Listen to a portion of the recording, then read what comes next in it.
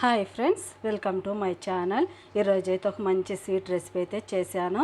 చూడండి, పిల్లలు స్వీట్ అడిగినప్పుడు చాలా ఈజీగా మన ఇంట్లో ఉన్న వాటితోనే పచ్చి కొబ్బరితో గోధుమ పిండితో అయితే మంచి స్వీట్ అయితే చేశాను. చాలా ఈజీగా ఉంటుంది. నోట్లో పెట్టుకుంటే వెన్నలా కరిగిపోతూ చూడండి ఎంత బాగా అయితే ఉందో. రాండి వీడియోలోకి అయితే వెళ్ళిపోదాము. చాలా సింపుల్గా మనము స్వీట్ తినాలనుకున్నప్పుడు ఈ విధంగా అయితే ఒకసారి ట్రై చేయండి. చాలా అంటే చాలా బాగుంటుంది. రండి వీడియోలోకి అయితే వెళ్దాం. ముందుగా కావాల్సిన ఇంగ్రీడియంట్స్ అన్నీ చూపిస్తాను. చూడండి, ఒక కప్పు అయితే నేను గోధుమ పిండి తీసుకున్నాను. మన ఇష్టం తినేదాన్ని బట్టి ఎంత అయినా తీసుకోవచ్చు. ఒక కప్పు గోధుమ పిండి, ఒక కప్పు అయితే పచ్చి కొబ్బరి. నేనైతే బ్లాక్ పార్ట్ అయితే తీయలేదు, మీరు కావాలంటే తీసేసుకోండి. ఒక కప్పు అయితే పచ్చి కొబ్బరి అయితే తీసుకున్నాను. ఒక గ్లాసు నిండా కలుపుకునేదానికి పాలు అయితే తీసుకున్నాను. ఒక అరకప్పు అయితే షుగర్ తీసుకున్నాను.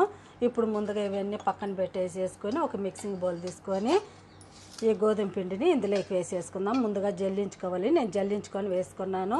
ఇది వచ్చేసి ఆశీర్వాద్ గోధుమ పిండి. ఇప్పుడు ఇందులో కొద్దిగా మనం చిటికెడంతా ఉప్పు వేసుకుందాం. మనం ఏ స్వీట్ చేసినా కొద్దిగా చిటికెడంతా ఉప్పు వేసుకుంటే టేస్ట్ బాగుంటుంది. ఉప్పు అయితే వేసాను. కొద్దిగా వంట సోడా కూడా వేసుకుందాం. చూడండి, కొద్దిగా అయితే వంట సోడా వేసుకుంటున్నాను. ఒకసారి అంతా మనం కలిపేసుకుందాము. ఉప్పు మనము వంట సోడా వేసాం కదా, అంతా కలిసే వరకు కలిపెట్టేసుకుందాం. అంతా కలిపేసేసుకుందాము. బాగా మనం కలిసిన తర్వాత ఇప్పుడు మనం కొద్దిగా పాలు పోసుకొని గట్టిగా మనం దోసపిండి ఏ విధంగా కలుపుకుంటామో ఆ విధంగా కలుపుకోవాలి. పాలంతా వేసేసాను. కావాల్సింటే మనం కొద్దిగా వాటర్ కూడా వేసుకోవచ్చు. పాలు వేసుకొని కనుక చేసుకుంటే నోట్లో కరిగిపోతూ వెన్నెల చాలా అంటే చాలా బాగుంటుంది.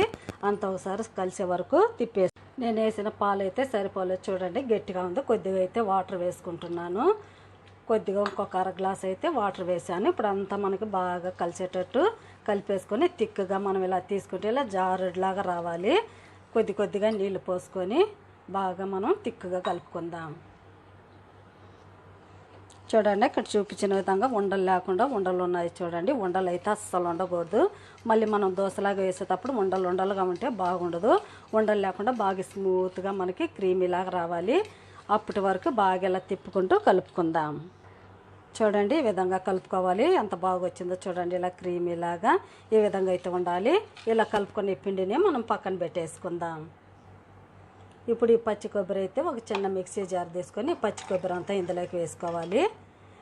వేసేసుకొని ఇందులోనే ఒక 3 యాలక్కలు కూడా వేసుకుంటున్నాను. ఇప్పుడైతే మనం వాటర్ వేయకుండా బరగ్గా మిక్సీ పట్టుకుందాం.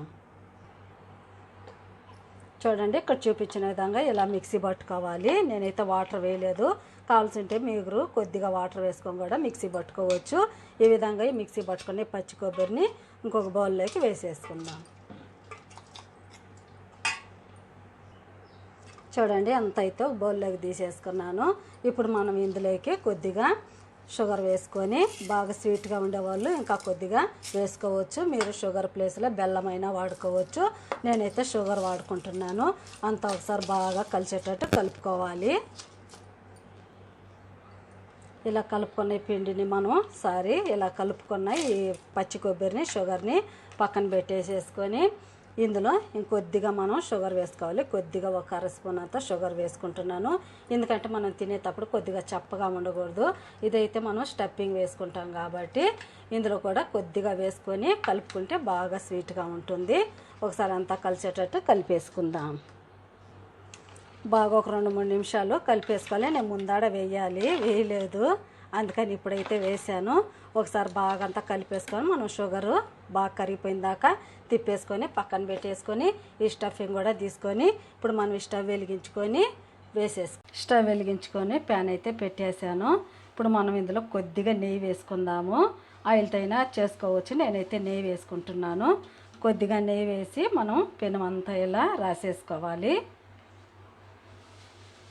రాసేసుకొని ఇప్పుడు మనం దోశలాగా వేసుకుందాం. పెనం బాగా హీట్ అయిన తర్వాత ఇలా వేసుకోవాలి. చూడండి, ఇలా జారుడుగా ఉండాలి. ఇలా పల్చగా రౌండ్గా వేసుకుందాం. మనం ఏ సైజులో కావాలన్నా వేసుకోవచ్చు. ఇలా వేసుకొని కొద్దిగా కాలనిద్దాం.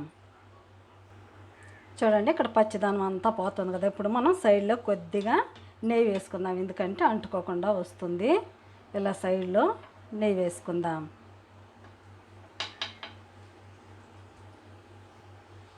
నెయ్యి వేసిన తర్వాత ఇలా నెమ్మదిగా చూడండి ఇలా తీసుకోవాలి.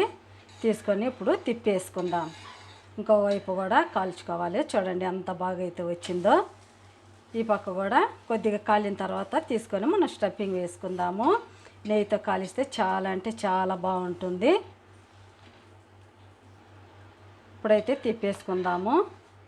తిప్పి వేసుకొని చూడండి ఇప్పుడైతే మనం కొబ్బరి స్టఫింగ్ చేసుకున్నాం కదా, స్టఫింగ్ అంతా ఇలా వేసుకోవాలి. చాలా అంటే చాలా బాగుంటుంది. నోట్లో వెన్నలా కరిగిపోతూ నేనైతే ఒక 2 స్పూన్లు వేసాను. వేసేసి మంటను కొద్దిగా తక్కువలో పెట్టుకొని తిప్పుకుందాం. చూడండి ఇలా తిప్పుకొని ఇలా వేసుకోవాలి.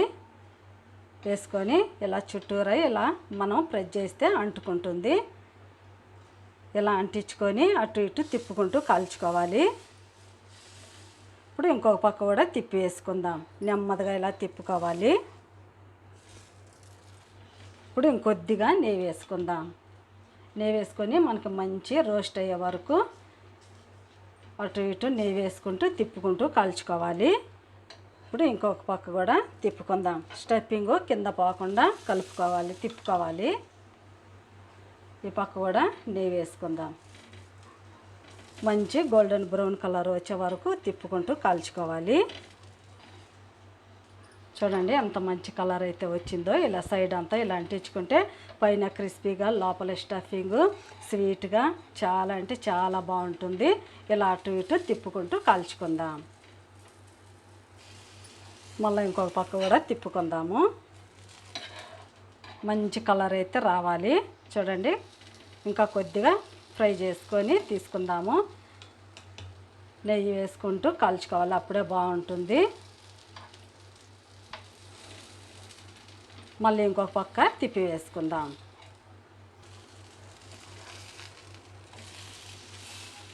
చూడండి ఎంత బాగా ఫ్రై అయింది. ఈ విధంగా ఫ్రై అవ్వాలి. ఫ్రై అయితే బాగా ఫ్రై అయినా తీసేసుకొని ఒక ప్లేట్లో వేసుకుందాం. చూడండి ఇక్కడ చూపించిన కలర్ రావాలి. ఇప్పుడు తీసి ఒక ప్లేట్లో వేసుకుందాం.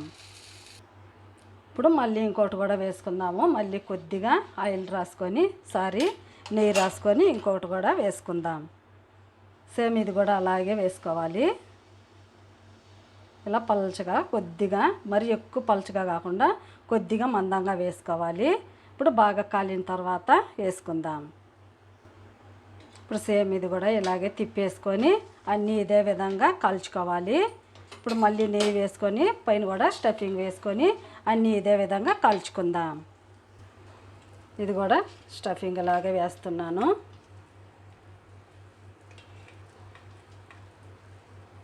వేసుకొని మళ్ళీ ఇది కూడా ఇలాగే తిప్పుకుందాం. తిప్పుకొని ఇలా గట్టిగా కొద్దిగా ప్రెస్ చేసుకోవాలి. అన్నీ ఇదే విధంగా కాల్చుకొని తీసుకుందాం. చూడండి అన్నీ అయితే కాల్ చేశాను. ఎంత బాగా వచ్చిందో, కలర్ కూడా ఎంత బాగుందో. నోట్లో పెట్టుకుంటే వెన్నలా కరిగిపోతూ స్వీట్గా హెల్తీగా గోధుమ పిండితో ఈ విధంగా చేసి పిల్లలకి పెట్టండి. చాలా ఇష్టంగా తింటారు. పిల్లలకి స్కూల్ అయితే స్టార్ట్ అయింది కదా, స్వీట్ అడిగినప్పుడు స్నాక్స్గా ఈ విధంగా చేసి పెట్టుకోవచ్చు. చాలా అంటే చాలా బాగుంటుంది. ప్లీజ్ మీకు కనుక నచ్చితే నా ఛానల్ని సబ్స్క్రైబ్ చేయండి, సపోర్ట్ చేయండి, ఇతరులకు కూడా షేర్ చేయండి. బాయ్. మళ్ళీ ఇంకొక వీడియోలో అయితే కలుద్దాం. మీకు ఇంకేమైనా రెసిపీస్ కావాల్సి ఉంటే నాకు కామెంట్లో తెలియజేయండి. నేను ఖచ్చితంగా అయితే ట్రై చేస్తాను. చూడండి ఎంత బాగా అయితే ఉందో. లోపల స్టఫింగ్, పైన అయితే క్రిస్పీగా, లోపల మెత్తగా స్వీట్గా చాలా అంటే చాలా బాగుంటుంది. Bye. Thank you for watching.